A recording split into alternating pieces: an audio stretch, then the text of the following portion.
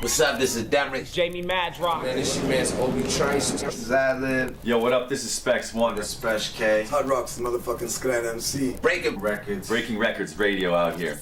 This is Breaking Records Radio. Check him out, man. Yo, we're chilling with Sean Strange. What up, what up? Repping Queens, New York, and rapper from the Goondocks movement. Come on. Yeah, thank you for doing this interview, sir. Nice to meet you. Absolutely. All right, so yeah, like the first question that I had is just about to get started. It's just about Toronto. How do you like Toronto when you visit? And is there any spots in the city that you hit up for the show, or is there anything that you can only get in Toronto or Canada that you can't get in the States? Or even if it's a vibe. Or I definitely love Toronto. I've been here probably, the first time I ever came here was 2007, and I've done like maybe 7 to 8 shows. And I love it, man. Great response. Fans show mad love. There's actually one spot that I can think of that I really love. There used to be a record store called Play the Record. yeah, And I was just asking about today. I heard they shut it down. They used to sell like concert tickets. they moved now and they're on my street on Spadina. That's what's up. Shout out to Play the Record, man. I fuck with that place. Yeah, and one that- spot I really love. It made me feel like the old school New York. Yeah, Fat beats, vinyl kind of. They place, just man. opened, and I went in there the other day, and they got Toronto mixtapes in there. So they actually carried all sell- my shit there back in the day. They had my T-shirts and shit. They were really cool. Oh, that's awesome. Shout All out right, to well, Play yeah, the there you Record, go. Play the record, man. Like, that's a massive shout out for some Toronto Toronto's finest, man. Toronto stores and shit.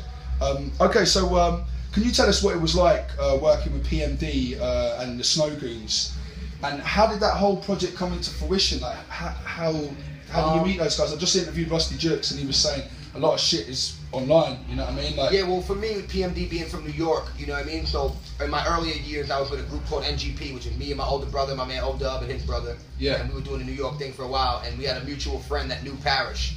So he kept telling us that he was going to link us with him, and we thought it was bullshit. People would be telling you stories and shit. Yeah, and yeah. then one day we were at the studio in Long Island, and fucking PMD rolled up with the fisherman hat, fucking Escalade with 22-inch rims, like, and we were like, whoa, like, you know what I mean? And he, right on the spot, we played him beats and rap for him, and he did a song with us right there. Fucking That up. was 2004. Yeah. So after that, he's PMD, you know what I mean? So he's doing his thing. I'm just a young guy. But I kept in touch with him. Oh, hey, what's up? How you doing? Blah, blah, blah. Yeah. And he started inviting me to like EPMD video shoots and stuff like that. Oh, so we started getting close. Yeah. And then once I got my own deal, like a distribution deal for my company in 2010, I asked him to be a part of the song. Yeah. He dropped a verse on my soul album, Street Urchin. And after that, I did my first Europe tour. Yeah. And I needed a headliner. So he was the only guy that was like any kind of famous that I knew personally. Yeah. So I called him like, yo, I can do like, let's do this 10, I got 10 shows in Europe. Yeah. And he came, man. Shout out to him for that, because he came for a lot less money than he should have got. Yeah, He did it just to build with me on some hip hop shit. Wow. We traveled all through Europe and Canada together, and while we were on the road, we did like 2 songs. Yeah. And me being the ambitious guy I am, I was like, yo, let's do a whole album together. Yeah. Manu Snow Goons are like my family. I've been dealing with them for many years. And then once we started doing records, we started getting the buzz, and we toured the world together, bro. And so yeah, man, shout out to PMD. Make sure you cop that Welcome to the Boondocks, man. So Legendary moment in my life, man. that's all just off the strength of your Hard you work, yeah. personally keeping it real on Yeah. a just one-to-one basis, though. Persistent. Yeah. Yeah. And just every time that you've got an interaction, you always just played the right card, right? Yeah, exactly. Wow, well there you go. Same way I got connected with D12, same situation, Real player out here, man. Yeah, so just big up to Sean Strange and just being a real guy, man. You know what I mean, it's not a lot of real guys out there left like making their own links instead of getting their manager to do it or some shit. Yeah, exactly. Just trying to pay people stupid money just to get them to fuck with you. Hailing from New York, how did you get involved with Real Wolf and begin featuring on the Underworld series? So, back when there's a guy named Klee McGord, do you know him? No. He's from Toronto. He's in a group called Riviera Regime. Shout out to Klee, man. When I used to be signed to a guy named Necro, I don't know if you're familiar with Necro. Yeah, I got some questions about Necro. I was on his label, and So you were on Psychological? yeah, for 3 or 4 years. What years were they? Like, Well, I came up. I started with them, like in the early years when I was a kid. Yeah. Necro used to like send me boxes of tapes. Yeah. Cause Mr. Hyde, you know Mr. Hyde? Yeah, I grew up with him. Wow, so you guys are like just friends from like Yeah, kids and shit? my brother and him went to high school together. We grew up in the Fucking same, hell. like, the similar neighborhood. Yeah. So he was down with Necro. So Necro met us through him, and then that was when Necro was trying to hustle and get his name up. Yeah. So he started sending me tapes, non-fiction shit, psychological shit. And I was like putting up posters, whatever. Yeah, So I yeah. got connected through that. And then from Clee, because Clee, he's from Canada. I'm surprised you don't know him. He fucks with Real Wolf, Clee McGore. Okay, yeah, word up, word up. He's from Toronto. He's like one of the first guys from Toronto that was doing his thing in the underground. Word up, word up. I'm gonna check. I'm gonna Riviera go Regime. and follow it all up, man. So he booked me on a show. Like basically, he had a Snow Goons tour going on, and I had been talking to Snow Goons since 2009, and I had never met them personally. Yeah. So I really basically did that tour on my own dollar. Sure. I paid my own flight, came out with a couple of my boys just to do the shows and meet Real Wolf and meet Snow Goons because they were doing Global Domination. We have a song and video called Global Domination, got like 2 million hits. Yeah. One of the first big Real Wolf videos. We're blowing up cop cars and shit, and it's amazing. Yeah. And then, so I wanted to be a part of that record, and once I came out there, Tom Busick was the one to pick me up at the airport. When I booked my own flight, they're like, yeah, some guy named Tom's gonna pick you up in the airport. I'm like, all right, and it turned out to be Tom Busick. Okay, He picked me yeah. up in the airport with a fucking big bag of weed. So then you had the whole car ride back. Yeah, just and then like, he actually drove me throughout that whole tour. Like, I rolled with him. We went to London, Ontario together, Sudbury, and all these different spots, and we just became close. Oh, right, We've been yeah, working yeah. ever since. So the underworld thing is like, the way I deal with Real Wolf is like, I mean, are you familiar with the barter system? Do you know what that means? No, to no. barter. It's like I to trade. I understand. I understand bartering. Yeah. So so basically that's how I look at it, the barter system. Yeah, right? yeah, So yeah. it's like Tom Busick, yo, I'll introduce you to D12. Yeah. You know, but put me on this video. Yeah. You know, I'll blah blah blah blah. And I think that's how it should be. It should be people building with each other. Because what you're giving really is something valuable. Exactly. But you're doing it for free. If he can offer you something. Because I know what he's doing with his quality of video is helping me. Yeah, Just sure. like my quality of connection, being from New York and being connected, To helps be able him. to come to Toronto Yeah, and and then just we have just a nice, became, you know, comfortable spot. and we're both fucking insane. That's Yeah, why it's cool. hard for me to get mad at Tom. Because he's like me, he talks over people, he's fucking nuts, he takes on too much at one time. He's just like me, I do the same thing. But when you're running your own company, that's what happens. Yeah, The only yeah. person I have helping me is her. Yeah, You well know up. what I mean? Well So, up. and she's, you know, so I understand his vision. Yeah. I feel like one day I'm gonna see him like making movies. I hope to see it one day, man. Yeah, fucking He's hell. got the drive. Shout out to fucking Real Wolf, man, Underworld. That's what it is, you know, and this Real Wolf, like, you know, musical festival. That's why we're here today. So Well done. yeah, just big up Real Wolf, big up Short bro. Strange. Don't know what it is. Did All my right. name my record label, Nah Bro Entertainment. Nah, bro, entertainment. You go check that out, man. Don't be sleeping on Bang, that. bang. You know what I mean? Because that's man's own thing off his own Yeah. bat, and you already know what it is. All right. So the Real Wolf label is very active and has some amazing contacts within the industry, working with some of the top artists hip hop has to offer. What is it like, and same with Psychological and the Snow Goons, what is it like to have the opportunity to work so internationally and with such household names? It's crazy because I never thought that shit would happen. You know what I mean? I was the guy from Queens. I loved rapping. I loved hip hop. And I started in the 90s. You know what I mean? I started taking it serious in like 2005, 2004. But like, I grew up listening to Ill Bill and those guys. You know what I mean? Yeah. And like I said, I was putting their fucking posters up on the wall. Did that influence you a lot, like being from similar Definitely, because neighbours? they were from Brooklyn and they're like Queens, big guys. Like, and they coming up. actually made something happen. And excuse me, there was a record store called Fat Beats. Are you familiar with it? Yeah, I like- in yeah, New Fat York, Beats. fucking legendary spot. R.I.P. Fat Beats, man. Yeah, and man. Ill Bill and Q Unique used to work there. So when Community Canal used to work in They used Fat to Beats. work there at the fucking counter. I can have a job. one day. And this is like, I'm talking, this is like when Ill Bill was probably like 20. I mean, at that time I was 14 years old, 13. I'm 33 today. Yeah, So well, we're oh, talking happy birthday 20 today. years. No, not today. I'm just saying today. I'm Oh, actually today, I'm this 33 day, years yeah, old. yeah. Yeah. And fucking, so that's like 20 years ago. So Bill was a young guy, you know what I mean? And I went in there all the time to buy records. And I went in there and bought a non-fiction record. Yeah. And I didn't realize that Which Ill one Bill was the it? guy whose record I was buying. I Shot Reagan. Yeah, The sick. first vinyl I ever owned was I Shot Reagan. Sick. And then when I was paying for it, Q Unique was the guy who was ringing me up at the fucking counter. And I knew who he was. I knew who the arsonists were and shit. I was like, word, Q Unique, whatever. Fucking hell. And then Bill came up to me. I didn't know what he looked like. He's like, yo, you know, that's my record. I'm like, really? That's you? And he's like, yeah. And he was like, no doubt. He signed it. I was like 13 years old. So Yeah, like yeah. just seeing that and shit, and I just kept, you know, pushing. Like I said, I connect with Mr. Hyde. Yeah, So yeah. like I started being able to say, oh wow, this could happen for me. You know what I'm saying? And then once I got my own distribution deal, I hit the ground running, bro. I don't have no manager. I don't have no booking agent. I've been all over the world. Wow. I survive off my rap music. I Wow. don't have a manager, bro. Find one rapper, like, you know, like on my level that doesn't have a manager. You got dudes who do nothing. Yeah. Like, yo, this is my manager, fucking Joe Schmo. Yeah, You know what I yeah, mean? yeah. And it's like, oh, yeah, really? That's great. You know what I mean? That's great. You know, So- it's like, so I feel like I do, you Yeah. know, on my, I get it done better on my own. And then I have my girl, my partner here, who she learned from just on her own. Like, I don't have to sit there and teach her. Like, she sees just from my intuition, and like, Yeah. so we just run our own booking shit together. Yeah, and what? we've been all over the place together. Fucking Yeah. Rome, Sicily, fucking all through Italy, France, Germany, Czech Republic, Damn, Norway, son. Sweden, Canada. Yeah, you know, yeah. we done obviously USA. You know what I mean? Yeah, yeah. And then just through my travels, I was able to meet D12. I just produced the whole album for Swifty from D12. You know Swifty McVeigh? Yeah, man, Shout yeah. out to fucking D12. His Yeah. last album, me and her basically produced together. Wow. Like, you know, she does a lot of choruses. We fucking did a lot of beats together. Yeah, yeah. Well, you on the buttons as well. Yeah, well, most people don't realize that because I stopped pushing myself as a producer because I knew I could make more money as a rapper and touring. So people don't realize I produced more than half of my music. You know Mr. Hyde from Wreckords? You didn't know that I produced his whole second album, right? No, I didn't know. Yeah, some guy today was like, yo, I love your verse on Mr. Hyde's album. I said, oh, you know, I produced all those beats. He goes, really?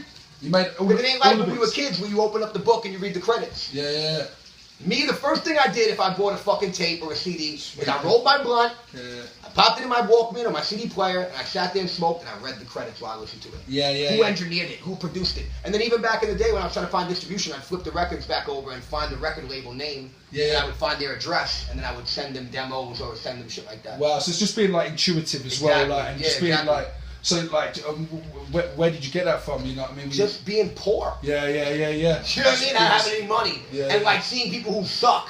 Yeah, And like, well, how is he? I can't even front. I don't mean no disrespect to him. You know what pushed me to get into Europe? You know who Lord Lust is? Yeah, I do. Yeah, yeah. I battled him in 2013 and Did beat you? him in. Alright, that's what's up. I'd love to see that footage. But yeah, and listen, yeah. I got no malice towards the guy. I know He's the dude though. He was in England. Listen, at English and I know he festivals. had his problem with Snow Goons, and I'm always gonna back Snow Goons, but that time is dead. But I'm Yeah, keeping it yeah. real. I know he's still I working saw on it. footage of him before I'd ever been to Europe. I'd been to Canada, and I was starting to get a buzz. I saw footage of him performing at like a festival Yeah. in Europe, and the crowd wilding out. And I was like, I'm a better rapper than this guy. Yeah, yeah.